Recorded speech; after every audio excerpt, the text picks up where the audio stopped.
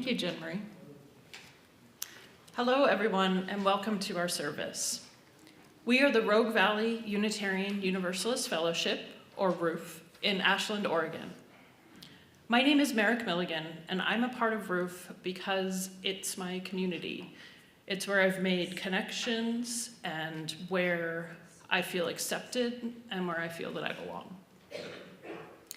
We're happy to welcome you to our service, both online and in person. We want to especially thank the members of the stream team who are helping make the online service happen, and the members of the neighborhood team who welcome the on-site congregation and provide coffee hour. We invite you to sign up for our mailing list on rvuuf.org. You will receive a weekly email that gives you all the information you need to make your decision about whether you'd like to join us on Sunday morning on site or online. You will also learn about other great things going on at RUF. One of those things is the annual spring cleanup activity on Saturday, May 24th from 9:30 to 11:30. There's a sign up under the balcony where you can sign up for different tasks. There will be a potluck to follow, so please bring a dish to share. We also invite you to join us in our mission, embracing diversity, empowering connection, and engaging in the work. We begin each service by acknowledging that our building is built on land that began as the home of the Cow Creek Umpqua, Takelma, Shasta, and Lagawa people. We remind ourselves that Indigenous people are part of our communities and continue to experience the effects of colonization. We are committed to fighting for the worth and dignity of Indigenous people, both in our community and around the world. These services are a part of that work. Welcome, and thank you for being with us.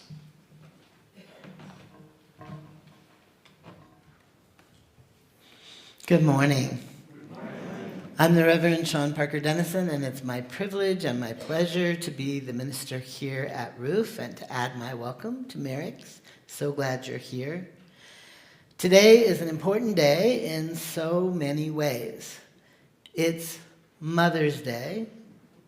It's intern minister Eli Poore's last Sunday with us as they finish up their internship with the Southern Oregon UU Partnership congregations.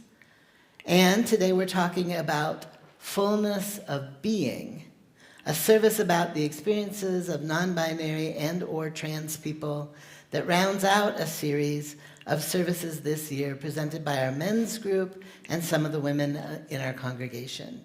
So hold on to your hats. We have a lot to cover. We will light our chalice, symbol of Unitarian Universalism, with words adapted from Reverend Claudine Oliva.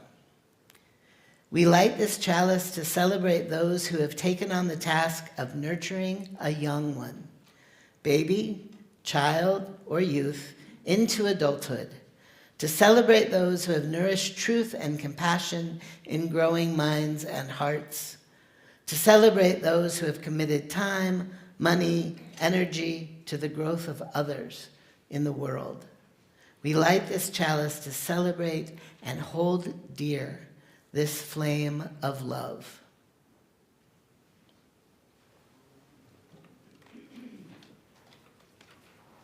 Good morning.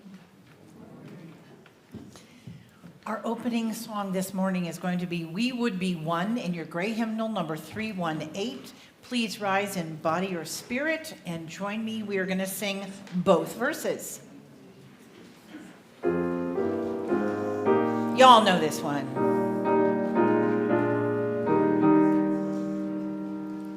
We would be one as now we join in singing our hymn of love to pledge ourselves anew to the high cause of greater understanding of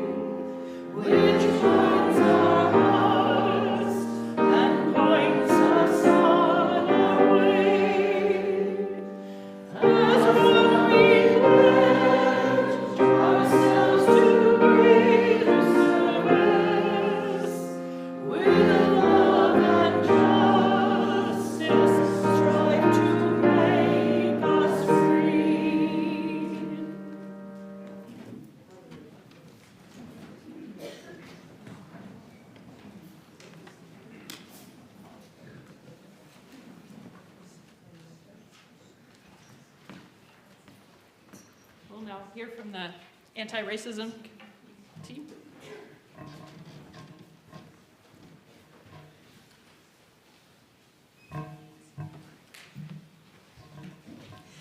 Good morning.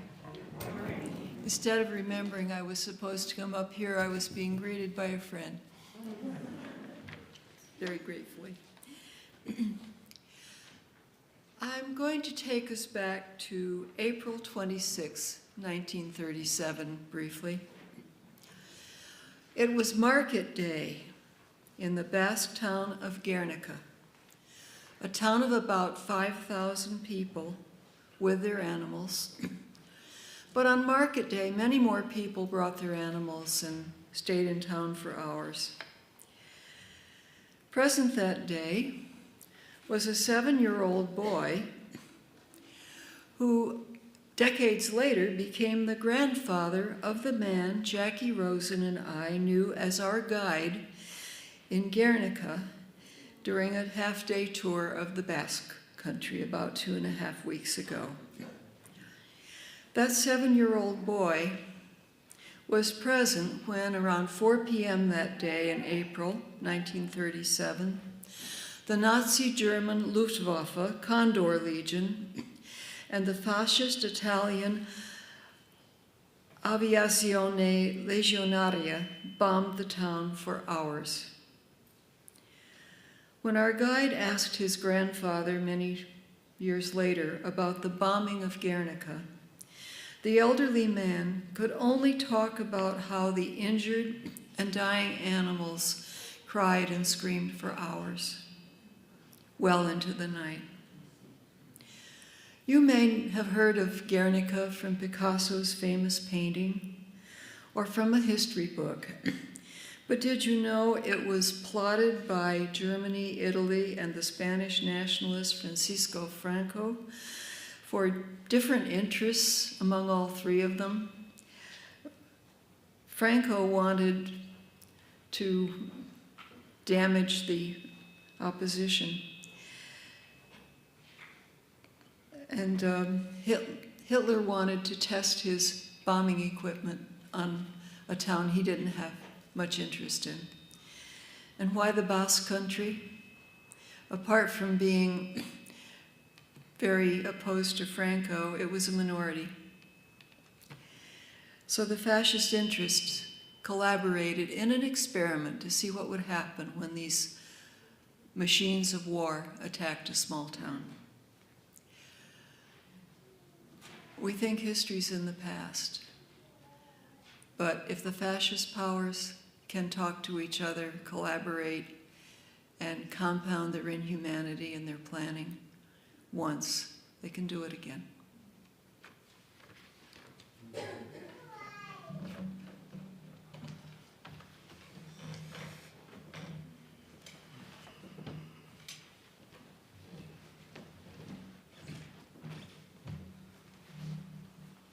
It is our practice each time we gather to light a candle for peace. We take this moment to call to mind peace in our homes, peace in our communities, and peace in the world. Today's words are from Daring for Peace by Reverend Maureen Killeran. As we are confronted by chaos, may we have the wisdom to believe in peace. Surrounded by voices of disagreement, may we have the audacity to speak for peace. Lured by the seduction of despair, may we have the courage to maintain a vision of possibility and peace.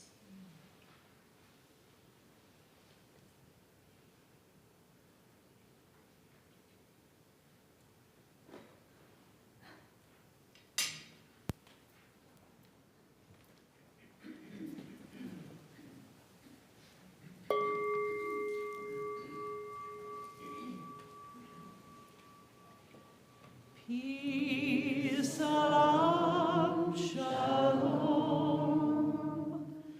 Peace, salam, shalom. Peace, salam, shalom. Peace, salam.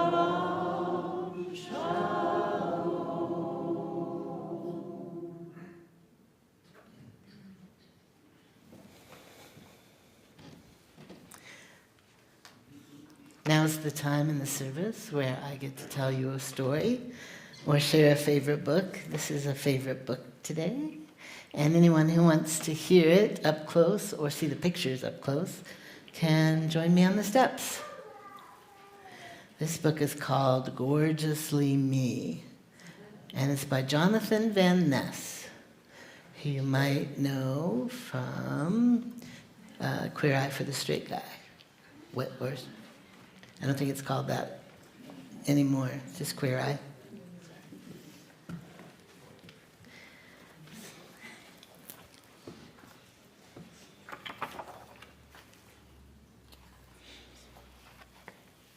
I am exactly who I'm meant to be, perfectly, happily, gorgeously me.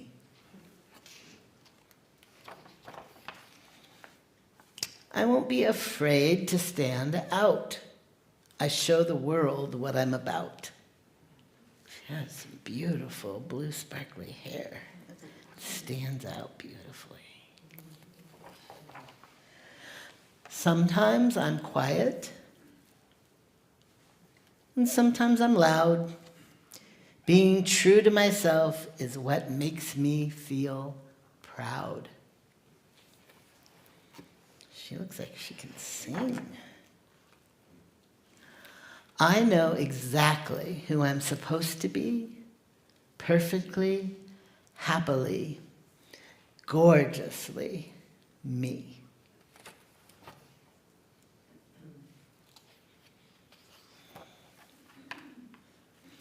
There's no wrong way for me to be perfectly, happily, gorgeously me. Different ballerinas, doing different steps.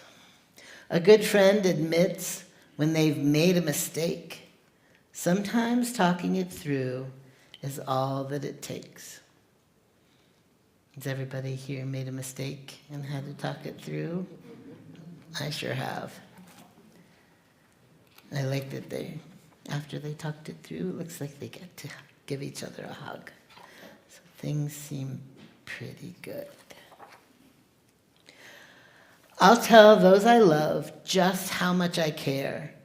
Fun is much better when good friends are there.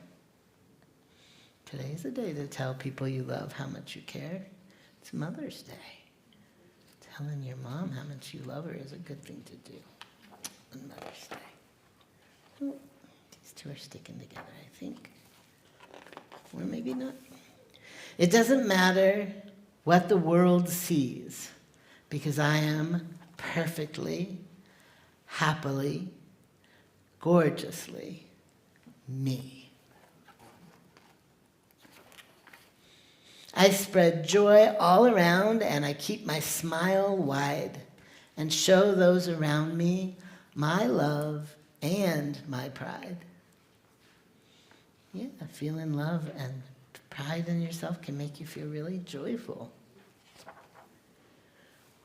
The world will love who I'm meant to be. I'm perfectly, happily, gorgeously me.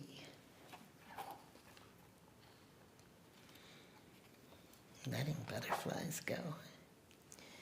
Fill those around you with hope, joy, and trust, and turn gorgeously me into gorgeously us.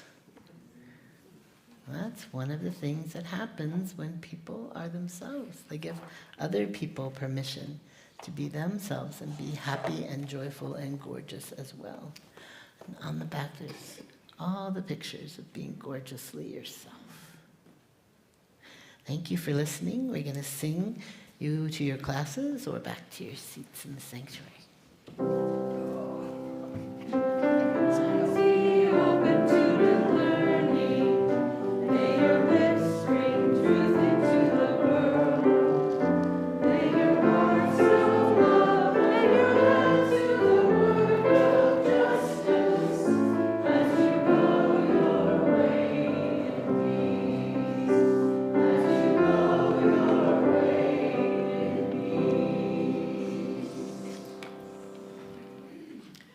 Today's reading is It Is Okay to Be You by Joelle Henneman.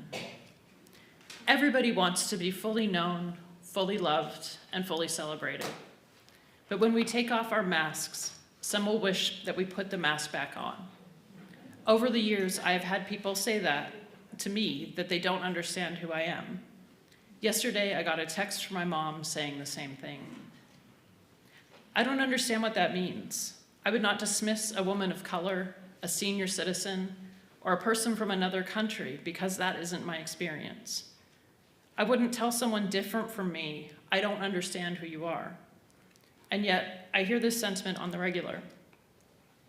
People not understanding who we are is particularly true for people who express their gender different than the societal norms and expectations, but it can be true for anyone. It is okay for you to be what others don't understand. It is okay for you to be you.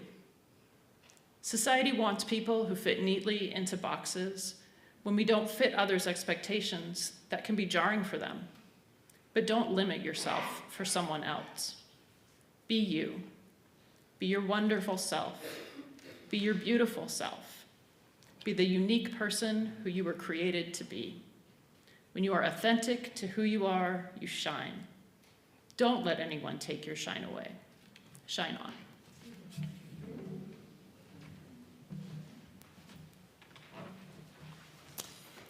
As you probably remember, this month's theme is change. And there's a lot of change going on around us all the time. It seems like more right now, but some of you remember this song. It's a little bit of a nod to our pagan roots for some of us. It's called Cauldron of Changes. And so why don't you, nope, you're gonna have to stand up, sorry. In body or spirit, because it comes with some movement. And it's going to be hard to do that if you're sitting down. Anyway, so it's Cauldron of Changes. You're going to make a stirrer of a cauldron with your hands. Cauldron of Changes, feathers on the bone. Just that much. Cauldron of Changes, feathers on the bone. Ark of Eternity, ring made out of stone. So you're going to say, Ark of Eternity, ring made out of stone. Good. One more time. Ark of Eternity, ring made out of stone. We are the old people. We are the new people. We are the same people, wiser than before. So now you have it, and it goes like this. Cauldron of changes, cauldron of changes, feathers on the bone. Just that much. Cauldron of changes, feathers on the bone. Ark of Eternity. Ark of Eternity. Ring made out of stone. Ring made out of stone. We are the old people. Clap. We are the new people. Clap. We are the same people, wiser than before. One more time. And cauldron of changes, feathers on the bone. Ark of Eternity, ring made out of stone. We are the old people. We are the new people. We are the same people, wiser than before. Perfect.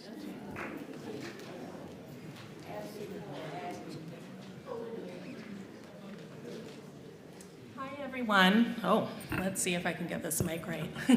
I'm Inga Lead, a member here at ROOF, and I was asked to talk kind of on behalf of my children. So originally my children, who are both non-binary, it was wondered if they could talk today, but my 18-year-old works on Sundays. Unfortunately, they're the communication major who loves speech and debate and who could easily talk in front of you. My 13-year-old, Cece, no way. I said no for them, but then I thought I'd ask anyways, and before the question came out, it was, whew. So they did agree, though, to write some things down and let me share their thoughts. on being a non-binary teen and young adult in this world. It's interesting too, you can hear the 18-year-oldness kind of launching off into the world and 13-year-oldness too, as you'll see. So, realizing though, there we go. So I'll start with Ari. There are some questions for Ari.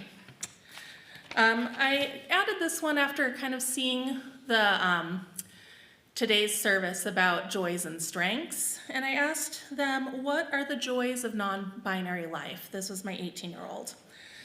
And they said, for me, it's not really about the joy of being non-binary, but that everything else feels wrong to me. I'm me. It feels good to be able to be authentic, especially around my family and friends. And then they said, honestly, it's hard for me to talk about joy in being non-binary right now, especially with what's going on in our country.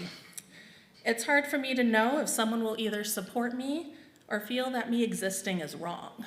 So that's kind of hard as a parent to hear, but that's just how they're feeling. And the next is, how can we best support you?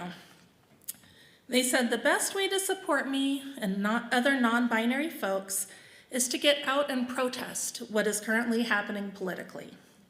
Stay informed and stand up for those who might not be in a position to stand up for themselves. Protesting, donating to charities, supporting LGBTQIA2S owned businesses, or just being supportive and understanding towards the community can make a world of difference. They said also there are many ways to be an ally. Some include refrain from making assumptions about gender, ask pronouns if you are unsure, include your own pronouns during introductions or next to your name. I'm Inga, she, her. Thanks, Ari. I automatically feel more comfortable when a professor starts introductions by sharing their pronouns and asking the students what our preferred pronouns are. If you accidentally misgender someone, apologize swiftly and move on. If someone else misgenders someone, remind them of that person's pronouns. If you're in an establishment with women and men's bathrooms, ask if they have gender-neutral options. It helps to bring this to the attention of business owners so they hear that it's important. It's also nice for it not to only be on non-binary and genderqueer people to ask. Most importantly, listen without judgment to non-binary and genderqueer folks and be open to learning. I asked if I could add something in this category too, and they said that's fine. Just something that, Mom I have to get my little insert in there on Mother's Day. One for me is refrain from asking parents whether they have girls or boys, daughters or sons. This is commonplace in our culture, and it can honestly make it a little awkward. Sometimes I just want to have a conversation without talking about my kid's gender. I might want to talk about the cool things they're doing, what they're doing in school. So just kind of keeping that in mind during a conversation with parents that, often I'll just say, oh, I have neither, I have both, and move on. And then the next question is, what would you like us to know? Ari answered, I want people to know that they don't have to understand the experiences and perspectives of non-binary people in order to support them. Even if you can't necessarily put yourself in my shoes, it is still possible to be respectful. Non-binary people are humans with their own unique feelings and experiences. Feels really nice when people are able to respect that and demonstrate an effort to understand. And then lastly, I apologize. I was sick a couple weeks ago. I'm at that lovely stage of my voice going in and out. How are you affected by our current political climate? And then Ari answered, I'm lucky and privileged enough to live in Ashland in a blue state, and I experience white privilege. But even here, I'm discriminated against. Seeing what is currently happening in our country is, to put simply, demoralizing and really concerning. I feel like the people who are running this country don't see me as human, and in fact, would rather I not exist at all. It isn't only worrying to me, but to my family as well. My aunts and cousins left the country in part due to fear for their safety. I changed my name and pronouns on my birth certificate, passport, and driver's license to X, and now I'm scared that there might be repercussions for me having my true identity on my documentation. Even with the privilege and safety I have, I'm still scared for me and my family. That's all from the mouth of an 18-year-old. So now on to Cece to end on a more lighthearted note. Of course, at first when I asked Cece questions, it's, I don't care, da-da-da. But then I got a little more. So they basically said that they feel like being themselves is just great. Their friends are accepting. Many of them are queer and are neurodivergent, like Cece as well. And it just, when Cece was kind of so nonchalant about it, it made me feel happy that they are in a bubble right now, living in Ashland, going to a middle school where it really is accepting, where they can be themselves. And it was interesting seeing kind of that change between them and Ari, who's that age of going into the workforce, going into college, and seeing that difference. And I wonder if that will change as they get a little older. For now, I'm thankful, though, in this specific area, maybe not in all, for their I don't care what others think attitude. Thank you for listening and for allowing me to share, and happy Mother's Day to all you mothers and mother-like figures out there.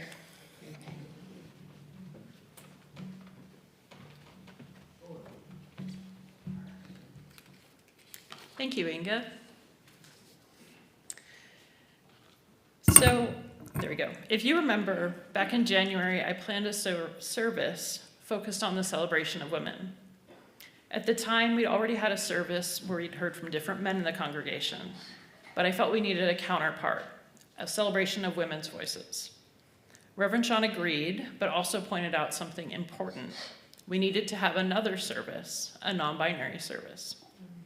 I immediately said yes. I knew this was something we needed, not just to even things out, but because non-binary people also deserve to be seen, heard, and celebrated, just as we celebrate women and men. Reverend Sean asked me to speak today about why this service is important to me, and honestly, I've struggled to put it into words. Part of it, I think, is because I'm also a member of the queer community, and I feel an extra obligation to be an ally to others in my community, especially now when trans and non-binary folks are both being targeted and threatened in so many ways. It's not even a question for me. Of course I'm going to step up. But there's more to it than that. Someone recently said to me, the way we learn and grow on Sundays is by hearing each other's stories and experiences. And that stayed with me. I knew this service would be a way to welcome learning about non-binary people into our lives and into this community. At the core, though, the reason why this service is important to me is the same reason why being a Unitarian Universalist is important to me. On the wall, we have our 7 principles. Let's look at just a couple of them for a moment. The first, the inherent worth and dignity of every person. The second, justice, equity, and compassion in human relations. And third, acceptance of one another and encouragement to spiritual growth in our congregations. By having a service like this, we're not just saying these words, we're living them.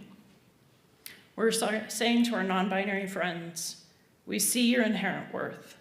We are committed to justice for you. We hold compassion for you, and we accept you. One thing I want to point out is that there's no caveat about understanding in any of those principles. There's no line that says you have to understand someone completely before you can respect them. And let's be honest, I don't understand what it means to be non-binary. But that doesn't stop me from showing up. It doesn't stop me from showing respect. I think, and I hope that most of you feel the same way. We may not know everything, but we want to learn.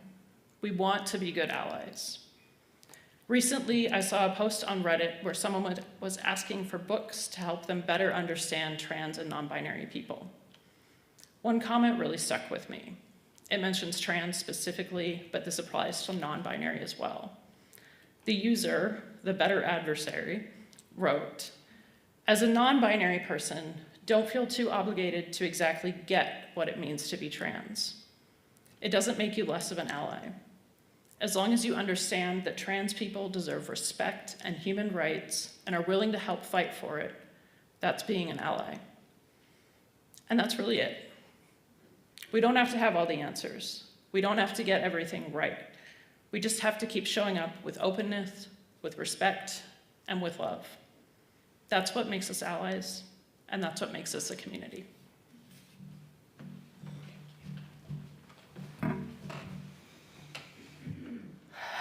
Take a deep breath. There may be no better moment than this one for me to bring my whole self into this room to share with you. After all, it's Mother's Day, and I am, in a very real way, a mother. I don't always talk about it that way, because those of us who live in spaces that expand gender and resist the confinement of gender norms find that our stories are not always welcome. Often the conversation turns to the discomfort of the others in the room. We can be perceived as disruptive when we add our stories to the mix. But at this moment in history, and this very accidental convergence of topics, disruption, resistance, and expansiveness seem important, even holy. The thing I am most proud of in my life is not a sermon. It's not a moment of pastoral ministry, anything I've written or any award I've received. As with most parents, and maybe mothers in particular, what I am most proud of in my life is that I was part of creating and nurturing a wonderful, complex human being, my son Zane. Part of that is the very real, very complex truth that he grew in my body. And our first experiences together were prenatal. And then the about 50 hours of labor and delivery. It was an intense start to an intense relationship. We are still connected in a way I cannot fully put into words. I'm always tempted to try to explain, but I really don't think I can, and more importantly, I don't think this service is about that. I've given a lot of sermons trying to help people understand my experience as a trans man, but this feels different. It feels like an opportunity to help you understand something else. That the gift of knowing trans and non-binary folks is not about understanding us, but about understanding yourself. And that all of us do better when all of us, every part of each of us, is welcomed and celebrated and known. The gift of my life as a trans man and as a mother is that I've been able to live a kind of sacred wholeness. And I hope you can do that as well. When I told my son I was going to transition to become myself, to be Sean, we had a conversation about what he would call me. He was in kindergarten, and names were a big deal in his Berkeley classroom. There were lots of different families from lots of different cultures. And so Mommy was only one of the names that parents and grandparents and foster parents and aunties went by. As my body and my voice and gender expression became more masculine, I noticed that people were starting to look at Zane funny when he called me Mommy. And so I talked to him about it, offering that he could call me Mommy forever, But if he wanted to, he could also choose to call me Daddy or Sean or maybe another word altogether. He was adamant that he wanted to keep calling me Mommy forever. A few days later, as I was getting ready for a fancy event and putting on a suit and tie for the first time, he looked at me and suddenly said, "I've decided to call you Daddy because if I call you Sean, nobody will know you're mine." It's like 30 years ago. As far as I remember, it was a done deal that day. He didn't call me Mommy again. In one way, everything changed. But in another way, nothing did. Nothing changed at all. I was his, and he was mine, and he still knew it, and so did I. Whenever he remembers Mother's Day, he sends me a card or a text to say Happy Mother's Day and thanks. Sometimes he does the same on Father's Day. But he taught me in that moment that the thing that matters is that we know, and everyone knows, that we belong to each other. He was 5, and he knew something we all need to be reminded of so often. The most important thing is that we do what it takes to love each other, not control each other or define each other or even understand each other, not completely, we never can, but to love each other into our wholeness, fiercely and forever.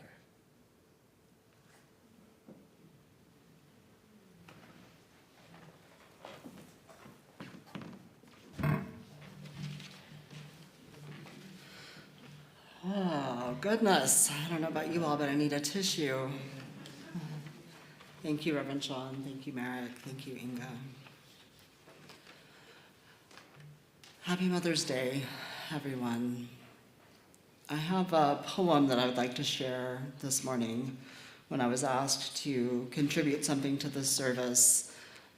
This is what came to mind, and this is how I express who I am most freely. And it's inside your order of service if you'd like to follow along. It's called Reveling, Revealing. We are the laughter between notes, the hush that holds a sunrise, not this or that, but yes, and also, and still becoming. We are joy in a key the world forgot, not sharp, not flat, just resonant. The holy hum of what won't be pinned. We wear dusk like a crown, walk barefoot through thresholds, our names shifting like river stones, worn smooth by time, not erased.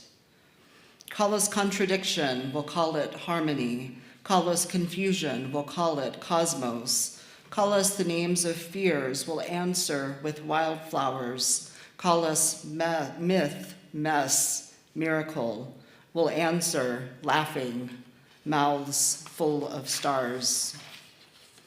We are the dance of in-between, a spinning blur of silk and thunder where gender grows fragrant like jasmine in stone ruins. We love in every color language allows, and some it hasn't dreamt yet.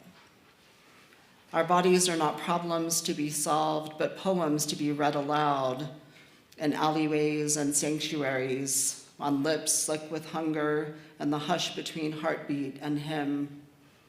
Joy is not a prize we found at the end of suffering. It is our birthright. It is the glitter in the wound, the soft riot in our chest, the song we sing with unbroken throats, even as the world demands silence. We who dwell in the in-between are not waiting to be understood. We are reveling. We are revealing.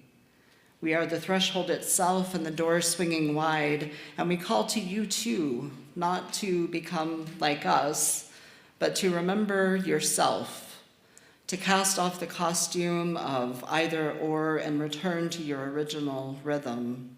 There is no shame in coming home to the vastness you were taught to fear, to the softness that was buried, to the fire which was dimmed. What grace, what gift to meet your own eyes in the mirror and say, there you are, I've been waiting. This is the sacred work, not fleeing yourself, but finding the trail back through fog, through flame, through the hymn that only you can hear, finding that you are the song and the mouth which opens to sing, and the chorus which is rising around you, and the breath which moves through all. We will be there at the edge, lanterns lit, arms wide, voices ancient and alive, singing you home, because this has always been the work, not purity, but presence, not vanishing into what you were made into, but blooming back into what you are. And when you arrive, half broken, wholly radiant, mud still on your boots, your breath caught between tears and relief, know this, you are not too late. You are not too much. You are not lost. You are a note the universe has been aching to hear, a constellation rejoining the sky, a prayer returning to its body. And we, the dwellers of thresholds, the wild-fruited, the flame-hearted, the in-between, we will laugh and lift our lanterns higher, for one more soul finding their way is reason enough to rejoice. Come, the door's not only open, you are the door. Come, there is room in this song for your name. There is room in this world for your becoming. There is room always in this holy place for you.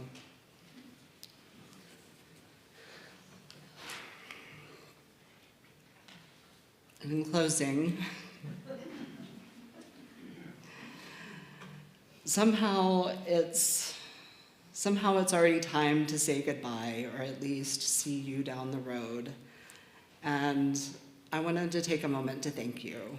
Serving as your intern minister here has been a wild blessing. And I say wild because, let's be honest, ministry is not a calm, neat little river. It's more like a canoe ride through the rapids while someone hands you a chalice and says, now try preaching about love.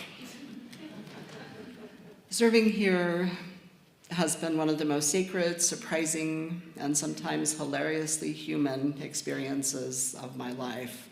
I came here hoping to learn, to grow, to practice ministry, and what I didn't expect to find was such a beautiful tangle of heart, humor, chaos, community, and coffee, always coffee. You welcomed me not just into your pulpit and congregation, but into your lives, flaws, faith, quirks, questions, and all. You let me lead when I wasn't sure that I could. You let me make mistakes and learn from them without shame, even when I missed a cue or preached a sermon that maybe made you yawn and check the time, or perhaps think, bold choice. Most of all, you showed me the deep power of being in a place where it can be okay to not have it all figured out. You reminded me that ministry isn't about having all of the answers. It's about being willing to show up with our whole hearts, with open hands, and probably some snacks too. You let me be vulnerable, and in doing so, you taught me what real community looks like. Not the polished version, but the real one, where we carry each other through grief, show up with casseroles and glitter, and keep choosing love even when it's hard. You let me be in process, and most of all, you let me be your minister, and that is no small thing. So thank you for the grace, for the laughter, for the trust, for the conversations, the questions, and the snacks. Did I mention those? Thank you for letting me belong here, not because I had everything together, but because we were becoming something together. And that's what's important, I think. Thank you for letting me be a part of this beautiful, messy, holy thing we call community. And if you ever forget how sacred the space is, how much your showing up matters, if you ever forget that love is resistance, that joy is sacred, or that ministry belongs to all of us, I will happily send you an overly long email reminder. And I'll close with a small blessing. May you go from this place knowing that you are deeply loved, worthy, and never alone. May your coffee be strong, your compassion stronger, and may you always choose curiosity and connection over certainty and status quo. Because certainty can keep us safe, but it rarely makes us free. And the Spirit, she, they, moves in questions and relationships and process in the sacred middle of things. That's where the real work, the real holiness lives. Stay open, stay human, stay kind. Go in peace, go in love, and for the love of all that is holy, keep showing up for each other. May you all be blessed going forward, and may we be blessings to each other. Thank you for giving me the opportunity to serve you this year. Love to you all.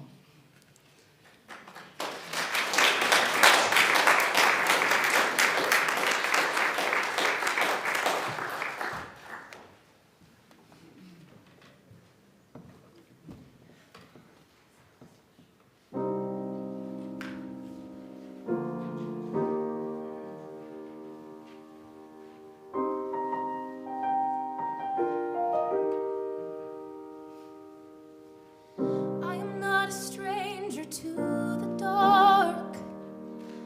Hide away, they say, 'cause we don't want your broken parts. I've learned to be ashamed of all my scars. Run away, they say, no one will love you as you are. I won't let them break me down to dust. I know that there's a place for us, For we are glorious. when the sharpest words wanna cut me down, I'm gonna send a flood, gonna drown them out. I am brave, I am bruised, I am who I'm meant to be. This is me, look out, 'cause here I come.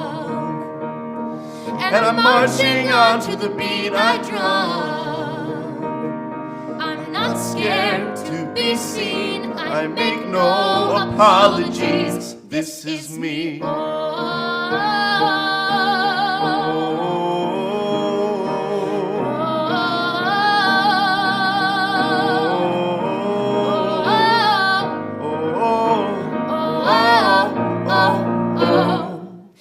Another round of bullets hits my skin.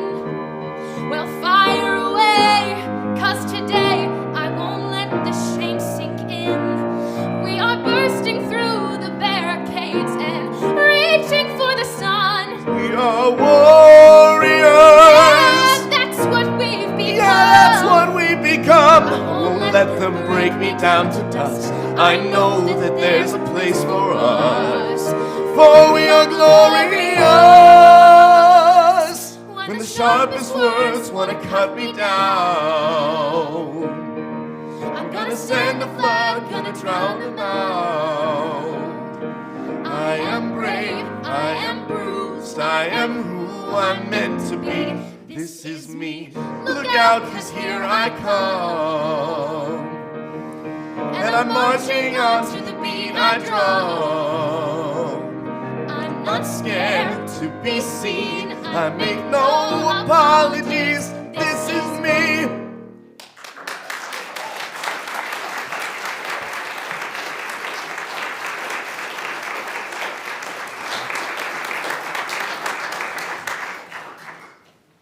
Thank you so much. Each week, we take an offering to support the mission and the work of this congregation. Your gifts are by far the most important source of support for the services, mission, values, and work. Your generosity is what keeps us going and helps us continue to make a difference in people's lives and in the world around us. If you're joining us online, you'll soon see directions for giving on the screen. If you're here in the Great Hall, you can put your gift in the offering basket, or you can scan the QR code on the back of the order of service to give electronically. We will now give and receive our morning offering.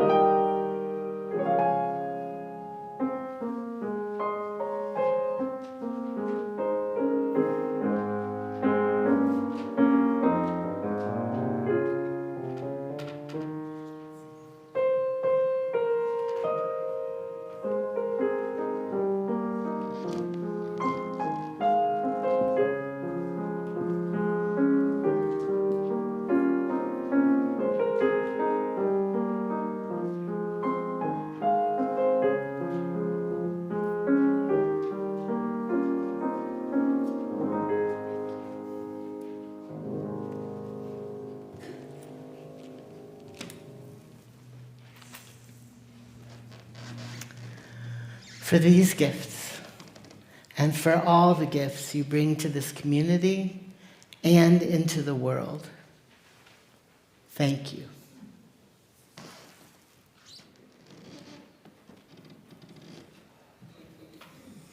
Now's your chance to get all of that energy and emotion out. The order of service doesn't have the right hymn in it today. It is going to be in your teal hymnal, and it's 1017, Building a New Way. But today, not only are you going to be singers, but we're going to be percussionists as well. So please stand in body or spirit, and I'm going to show you how we're going to do this. Because we're Unitarians, we're going to clap on 2 and 4, not 1 and 3. Please God. Okay, so the easiest way to do this is your hands go out first. Out, in, out, in, out, in. If you want to be really percussive, you can use your feet. Out, in, out, in, out, in, out, in. Jen, when we're doing that, why don't you play it so we can all hear how that goes, okay? What? Da da da da. Yeah.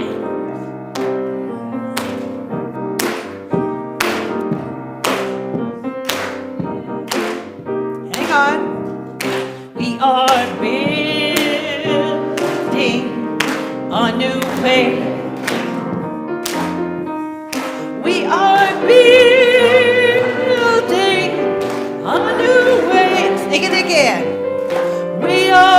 building a new way, getting stronger every day. We are building a new way. We are working 3 times. We are working to be free. We are working to be free. We are working to be free. Hate and greed, and jealousy. We are working to be free. Come on, dig in. We are peace and freedom. Sorry, is our cry. Peace and freedom. Peace and freedom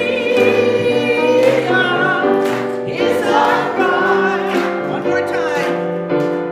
Peace and freedom is our. Without these words, our world would die. Peace and freedom is our. Back to the first verse. We are built. Come on, dig it. To be. We are building. Building a new way. 3rd time. We are building a new way. We are feeling stronger every day. We are building a new way. Woo! You can do it.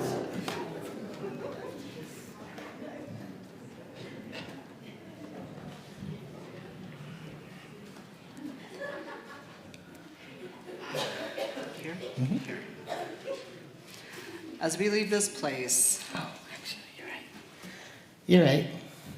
We can wait on the closing words for just Okay. a second. I'm wrong.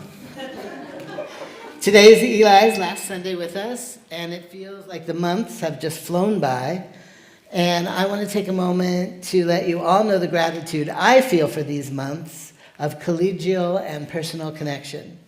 Ministry can be oddly lonely, and having an intern, especially one who participates so fully, helps more than most people know.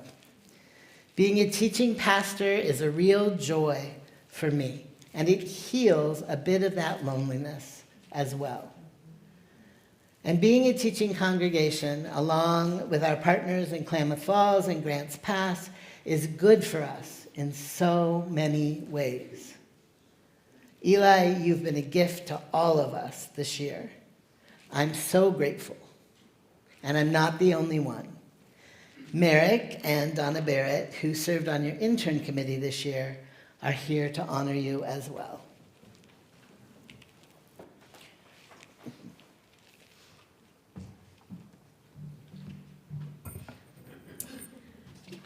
Well, we are saying goodbye to you, Eli, but we're so glad that you could be our SOUP intern minister this past year. For those of you fairly new to ROOF, SOUUP is Southern Oregon Unitarian Universalist Partnership. We partner with Grants Pass and Klamath Falls, and we share an intern minister when we have one. Eli, we wish you well for the next part of your journey in becoming a UU minister, and we'd like to give you this token of our appreciation. thank you so much. And I agree, it went so fast. And we do have a card, if you didn't get a chance to sign it, it's in the back on the table with the flowers.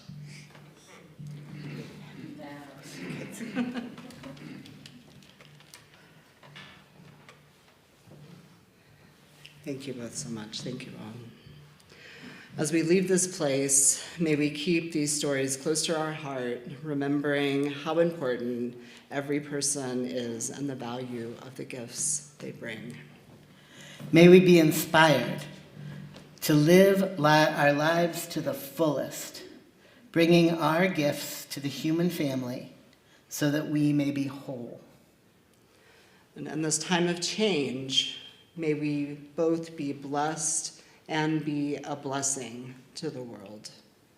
Amen. Amen. Ashe, and blessed be.